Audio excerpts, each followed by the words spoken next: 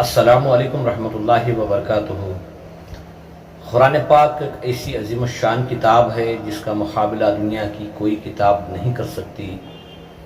اللہ نے اپنے پیارے بندوں کو بڑی محبت سے سمجھایا ہے اور سمجھانے کے لیے پیغام قرآن پاک کی شکل میں بھیجا ہے۔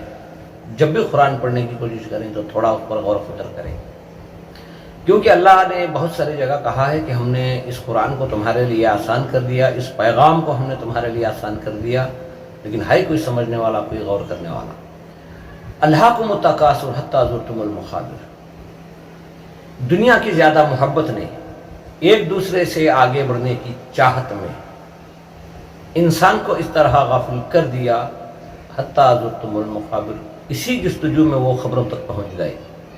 کلا سوف تعلمون، جو اللہ نے کہا ہے، کیا ان باتوں کا آپ کو یقین نہیں تھا، علم نہیں تھا؟ کلا لو تعلمون علم الیقین، تمہیں چاہیے تھا کہ تم اللہ کی باتوں پر یقین کرتے، کیونکہ اللہ سبحانہ وتعالیٰ نے دو دلائل چلائے ہیں۔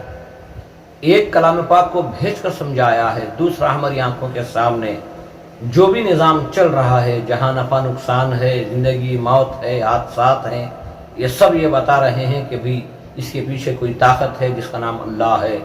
سارے اختیارات اسی کے ہاتھ ہیں، وہی حقیقی مالک ہے، وہی مختار ہے۔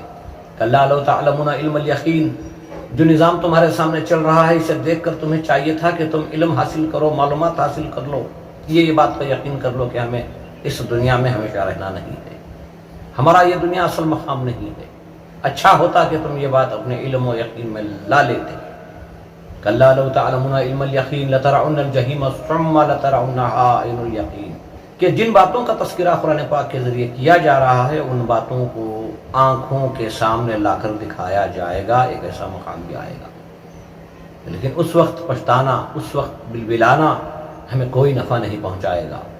اللہ سبحانہ وتعالیٰ نے ہمیں دنیا میں بھیجا ہے، مگر کچھ آزمائش کے لیے، امتحان کے لیے بھیجا ہے۔ دوستو، سب کو معلوم ہے، لیکن یہ بات ہمارے یقین کے اندر نہیں اترتی۔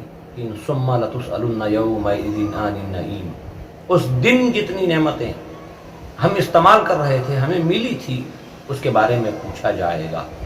جو کچھ اللہ نے ہمیں دے رکھا ہے، جو کچھ ہمیں ملا ہے اللہ کی طرف سے، ہم نے جن چیزوں کو بغیر معاوضے کے استعمال کیا ہے، جیسے کہ سانس لے رہے ہیں، آنکھوں سے دنیا بھر کے نظارے دیکھ رہے ہیں، جسم کی اعضاؤں کا صحیح کام کرنا، یہ سب اللہ کی دی ہوئی نعمتیں ہیں۔ جو ہوا ہے، زمین سے نکلنے والے جو کچھ غلے ہیں، یعنی جو کچھ اللہ کی جو نعمتیں ہم استعمال کر رہے ہیں، یقیناً اللہ سبحانہ وتعالیٰ فرماتا ہے کہ ایک دن تمہیں کھڑا کر کے اس کا حساب و کتاب کیا جائے گا۔ بہتر ہے جو قرآن پڑھنے والے ہیں وہ ذرا قرآن کو ترجمے کی طرف دیکھیں، سمجھنے کی کوشش کریں، اور اللہ ہی سے مدد مانگیں کہ اے اللہ ہمیں تیرے پیغام کی سمجھ عطا فرما، اور اے اللہ اس کے ساتھ ہمیں عبادت کی بھی توفیق عطا فرما۔